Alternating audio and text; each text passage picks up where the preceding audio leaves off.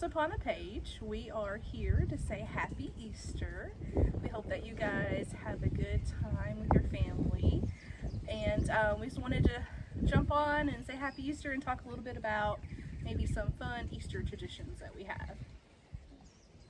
I know Easter's probably going to look a little bit different this year, but it's still one of my favorite times of year. You know, the spring flowers are blooming. Our neighbors have the most gorgeous dogwood tree. Oh, I love It's a those. pink one. And I'm actually making new outfits for my kids, even though they may not get to wear them anywhere. Yes. She's actually making. Well, you know, when you're shut up at home for weeks at a time, you gotta find things to do. So her curtains have gone missing. Her curtains are happy. No, I ordered the fabric online. So, overachiever. New outfits are a tradition for us, and then we have food traditions. We do orange cinnamon rolls that I actually make from scratch. This is like a one time a year thing. I thought she was talking about the can. I eat cinnamon rolls every Sunday morning. That's like a tradition. Really? We usually do waffles. So cinnamon rolls are different for us. And then for lunch, we usually do roast lamb and then cheesy potatoes. My husband's gotten in this thing where he wants to do lamb for Easter and he wants to do duck for Christmas. So we do something different for Easter and Christmas. That's good. Aldi has them. We usually do ham at Easter and like turkey or ham at Thanksgiving and Christmas, and you know, we're kind of traditional and boring that way. Hey, I like ham. But I've never had lamb. Yeah, it's good. I don't know. It's not exactly like beef. It's a little different. It's got a lot of fat in it, but it's also dry. So is it stringy? No, not when you roast. Not if you roast it right. Like if you cook it low and slow, it's going to be very tender. It's just not it's not something I would want to eat every day, but I don't mind eating it once a year.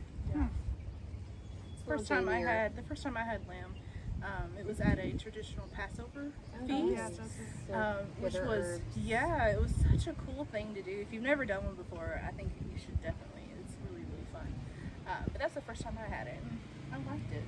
I think that was probably one of my most special Easters. Was we had a not the full blown, you sit down and actually have the meal and all of this, but we did a Passover Seder at one of my old churches, and it was so neat to see, okay, this is how the Jewish people have handled Passover for centuries, and this is what it means to them, but then we can look and see the Christian symbolism in all of it, and it just brought so much depth to the holiday that made you stop and really think about it. Nice. Yeah. Now you guys have littles. Will you do egg hunts? Definitely do egg hunt. Our church usually puts on a big one. Ours has been canceled this year. So so we'll just do ours at home. But I put spare change in our Easter eggs instead of candy, and then they get usually some candy from Graham's. Yeah. You know. Yeah, the older kids like to hide them for the younger kids. Mm-hmm. They have a good time doing that. We've always done that.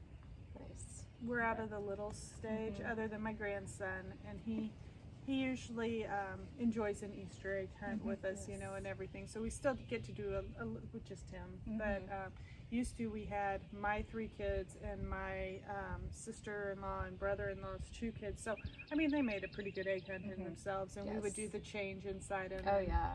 It's fun. They like to shake them so they can hear it. Do you guys do Easter baskets for your kiddos? We do too. I do. We used to.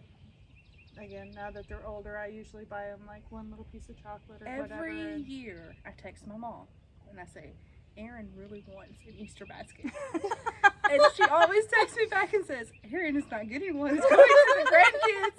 And I'm like, that is so not fair, Mom. I'm still your child. I should still visit and get an Easter basket. Be careful. I've seen some pictures on Facebook and stuff where the older kids asked for an Easter basket.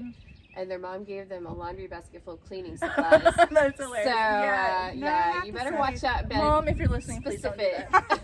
My mother-in-law rocks at this stuff because at Christmas, Easter, all of that, she used to do a stocking for everybody, but like she's taken to doing a family basket at Christmas. So what would be in your stockings is now in this basket that you share as a family. And then at Easter, she does the same thing. We get a family Easter basket. And yes, the grandkids, even if they're 17, 18, 19, 20, 28, they all still get their Easter basket. But then as a family, we each get just the variety of candy and all of that. You know. Yeah, that's nice. So, but her thing is, she says that once you have kids, your basket gets forfeited to them. And I'm like, man, it's still not fair. So I just good reason not to have kids. Candy. I just steal the candy out of my kids' baskets. Don't tell your kids. You'll never have grandkids. I know, right? That's funny. So we hope you all are having a great Easter with your family, even though it may not be what you're used to.